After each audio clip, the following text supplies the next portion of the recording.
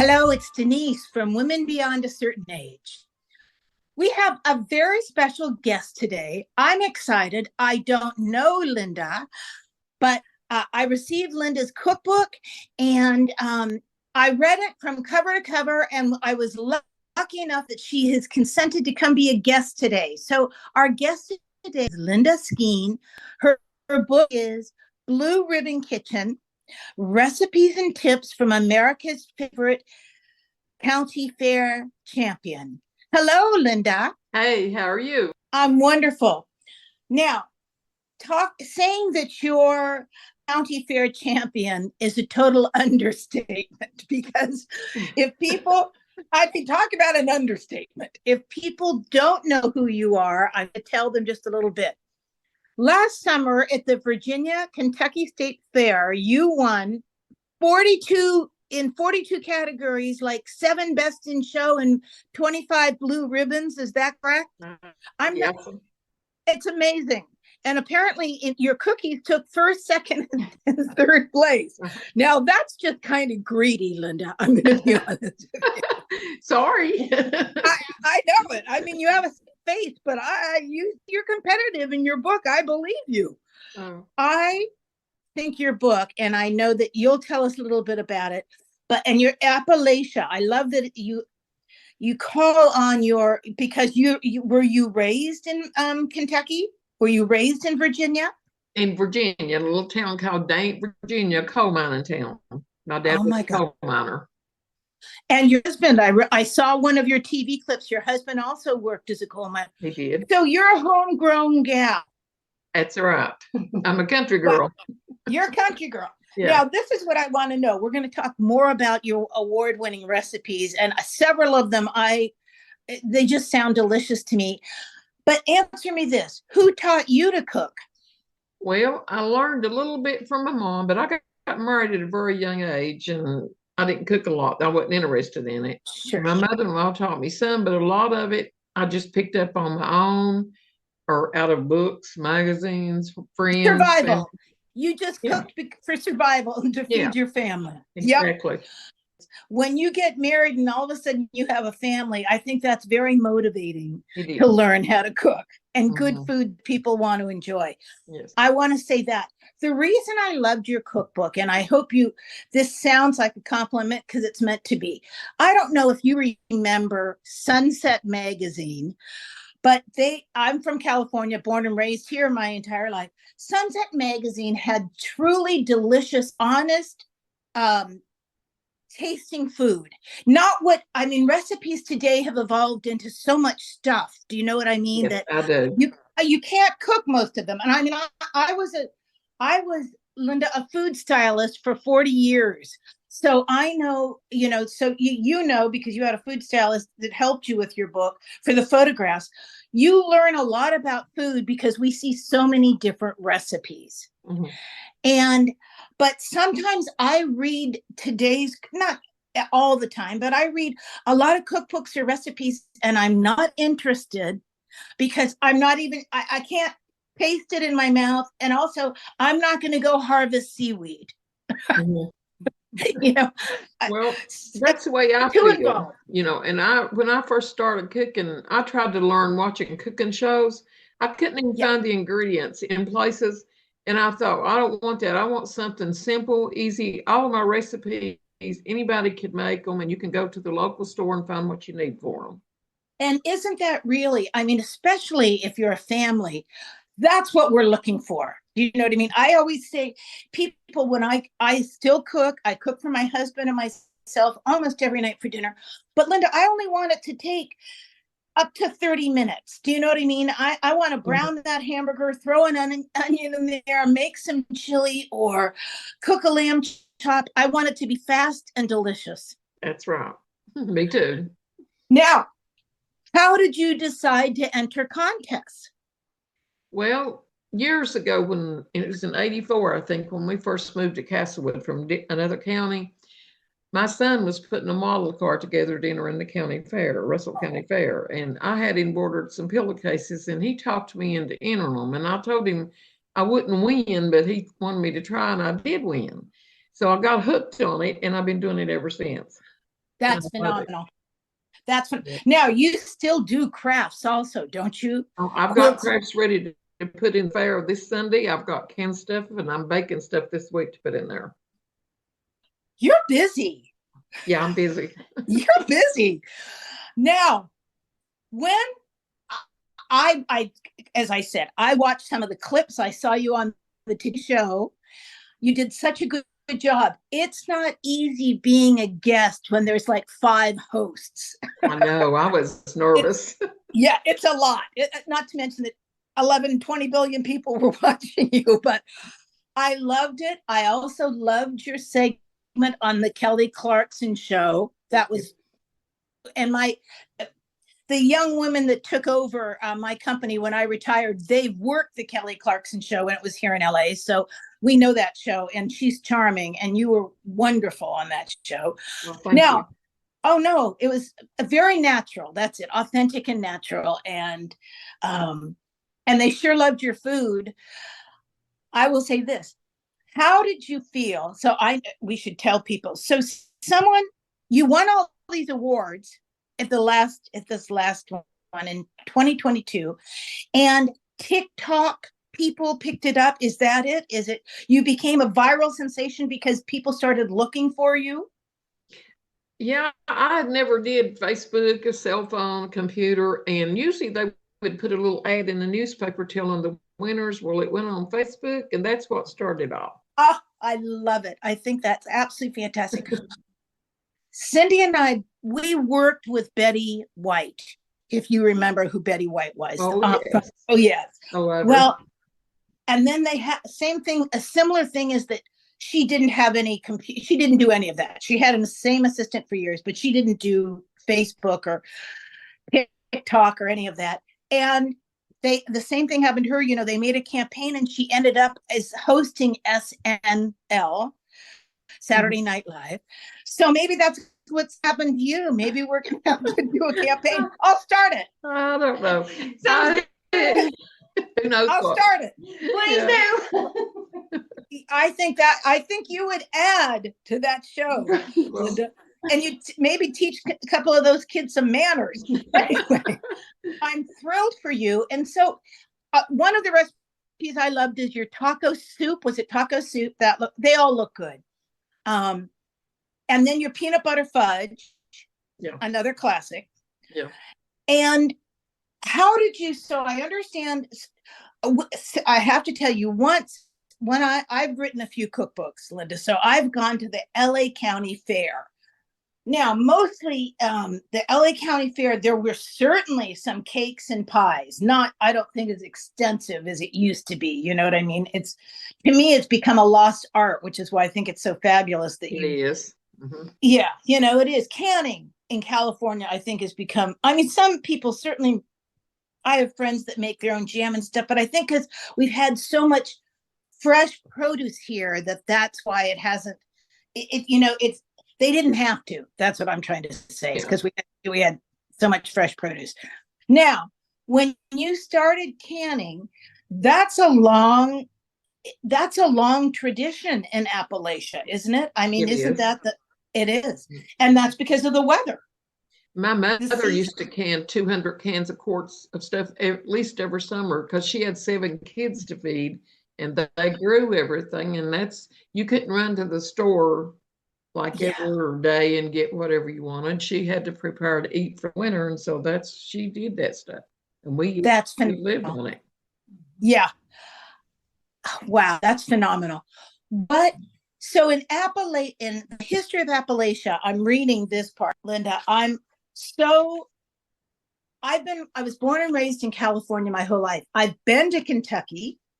I've been to Virginia, but I've never known anybody that, I didn't know locals. That's all I'm trying to say. Mm-hmm. So what Carrie's written here, or your daughter may have written it, Appalachian cuisine has a rich history dating back to the 18th and 19th centuries when settlers from England, Scotland, Ireland, and Germany arrived in the region. Okay, that's a whole lot of different types of cuisines melding together. It is. And when I grew up in a little town of Bearwaller, where I was born, there was a Hungarian lady who made the best bread and stuff. She lived right below us, and I got to know her, and she was just a wonderful cook. And she, migrated over here. Yep. That, I think that there, you just said it, especially with Hungarian. See, we just recorded another podcast, and it was from a woman who was talking about her book and on Creole Sicilian food, because and in New Orleans, I didn't know that at the turn of the century there were 100,000 immigrants of Sicilians that went to New Orleans. So I didn't know it. I've never known that. I'm from San Francisco originally, where everybody was either Italian and Chinese. That's who immigrated to San Francisco and settled San Francisco. So to hear such a mixture in Appalachia, it makes more sense to me now. I understand the cuisine more now. Do you know what I mean? I understand why there have been so many influences in your food. Do you still cook? I mean, I know you're getting ready for the fair this weekend, but do you still cook for your family a lot? Oh, yes. I cook for my family every day. My husband gets breakfast and supper. And she keeps me alive too, and I feed her. And the grandbabies come down once a week, and I cook. And yeah, I can still cook for my family. That's fantastic. I feel the same way. I've been cooking for 40 years, Linda, and I'm not tired of it yet. You know what I mean? I still enjoy cooking. And I like baking a little bit. I'm not a great baker, but I'm okay. I don't think I would win a blue ribbon, but at least I know the basics of it. If you're left to your own choices, would you rather cook or bake? I mean, do you want to do savory, or do you like baking better? I really love baking. Like at my house up there on my stove right now at my home. I'm at Kathy's house now. Okay. I have a pan that's got 60 home yeast rolls about this tall that I made today. Now, she still doesn't have internet at home. So. Yeah, I don't have internet. Do you know what I have to tell you? I think like Betty White. The reason you get so much done is you're not wasting your time on Facebook. I'm wasting my time on a floor. No, I stay busy. I mean, I keep up with my husband and my doctor. My cancer doctor appointments next week for a 4-month checkup. I take care of all the bills or medications, all these interviews, cooking, whatever. I do it all. So. Yeah. Now, I know that feeling. Now, is your husband retired? Yes, we're both retired. I retired as a cook from the school, and we be married 59 years this October. So that may be even more impressive than your hundreds of blue ribbons. Yes. I think so. This is my second husband, but we are celebrating our 30th wedding anniversary in July. Fantastic. And when people, we're very happy, but people say to me, how do you stay married 30 years? I said, you learn to shut up. And you learn to compromise. You can't have your way. All the compromise is huge. And also sometimes you just learn that if you not saying anything is better than the answer. Sometimes it is best, yes. Sometimes it's best. What's next for you, Linda? Are you're doing more fairs this weekend? Would you like to write another book? No, I haven't been asked yet, but maybe. Okay. Now tomorrow evening, Kathy and I are going to Johnson City, Tennessee for the local news, WHL, and I'm going to do foods on it and be on their show. Fabulous. Well, Kathy, you're a big helper to your mother. Yes. Yes, I couldn't do it without her. I wouldn't have got on an airplane without her. Listen, if it hadn't been for Mom and Dad, I don't think I could have made it through the past year and a half. I lost my husband to COVID. Oh, and moved back to be next to them, and they've just kept me. I keep her busy. Yeah, they keep me busy and going, and it's been a help. So. I'm so sorry for your loss, and how wonderful that you could move closer to your parents and help each other. They have been an emotional rock, both of them, for me. Really, and she has us. Now this Saturday, we are going to a car show in St. Paul. Our friends do a car show every year for St. Jude's and raise money. Oh, we nice. have a 69 Roadrunner that I'm going to show, plus I'm going to sell books. I'm going to be doing two things. Okay. You are a whirlwind, Linda. She is. She wears me out. I'm exhausted listening to your schedule now. I was feeling pretty good about myself because I made some biscuits last night, but obviously I'm a slacker. Yeah, she's something else. I have to take a nap after the day with her. I think naps are a just reward for all of us. Oh, so, yeah. Linda, what didn't I ask you that you'd like to tell us about your cookbook? Is there anything that I didn't ask you that you'd like?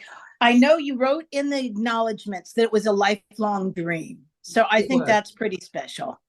And also they put, it's more of a personal, those poems in there, I wrote those myself. It's my story, so it's something I can pass on to my kids and grandkids. And it's got a lot of my favorite, like you was talking about the taco soup. Yes. That Mexican cornbread is out of this world, goes with it. The cornbread looked absolutely delicious. Yes. And I know she hopes that it'll bring a lot of revival back to canning a lot of attention back on that, and cooking instead of eating out all the time. Yeah. You know what? That is a huge, I will say this, and again, Linda, if you teach people, they'll cook. Do you know what I mean? And we've kind of gotten away from that in our society, but because there's so many replacement meals or people can go out. I mean, that's, and takeout food. In COVID, I think, thank goodness, the only good thing I can say about COVID is we have seen as food pros, we saw a resurrection in cooking classes. Do you know what I mean? Yes. All of them online, but certainly people were taking an interest in learning to cook again. So, and yes. I think Kathy's right. I think you're right. Your book could easily teach people, lure people into canning again and learning something about their own I think with our age group, if it's not passed along, when we're gone, it's not going to be there no more. And I can throw in there, I can't do, I'm not like Mom in the cooking. It just skipped my meat. But if you were to take and taste her jam compared to the store jam, there's no comparison. Oh, I watched the talent on the Today Show. She almost started to cry when she tasted your jam. Yeah. I thought, holy mackerel. I know, you know what, Kathy? Maybe you haven't had to do as much because you had your mom. That's exactly right. And I just don't have that.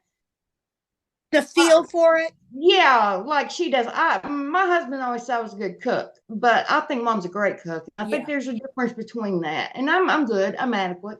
Yeah. But now she's just on a whole nother level, And I had an older brother passed away of COVID in December. Him and his wife died a year apart. We were very close. He said my blackberry jam, his pictures in the book. He said Smuckers had nothing on me. And that's I know, so darling. I saw that, so darling. Well, ladies, thank you so much for today. I know you were so kind to do this later at your time, so we would here in California time. And I can't thank you enough. And Kathy, thank you for your internet and your Zoom account. So I couldn't do it without her, and I appreciate y'all calling me and talking to me. Yeah, Linda, I look forward to talking to you again. I'm going to follow you, and I can't thank you enough. And I will do when we broadcast this. So ladies, and our audience at home that's listening, we always put up a cover of the book. We will put information of how to buy the book. We've got it's a wonderful book. It's a great resource for anyone, and there's a nostalgic but current. I mean, that sounds ridiculous, but there's a nostalgia to it. But it's very, very manageable for today's cooks. Yeah, and I think that's that. Really. Yeah, thank you for that push on the book. That helps. Yeah. does. Oh yeah, honey.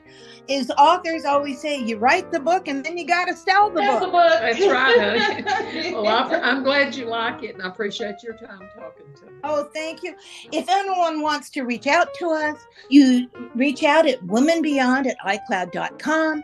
We will put all the information about Linda's book up on our Facebook page, Women Beyond a Certain Age. And thank you, Linda, so much. Thank you, Cindy. Cindy's the technical expert. And Kathy, thank you so much for your expertise and for helping us. You're very welcome. All right, Thank you. take care. Have a good Take care. Bye.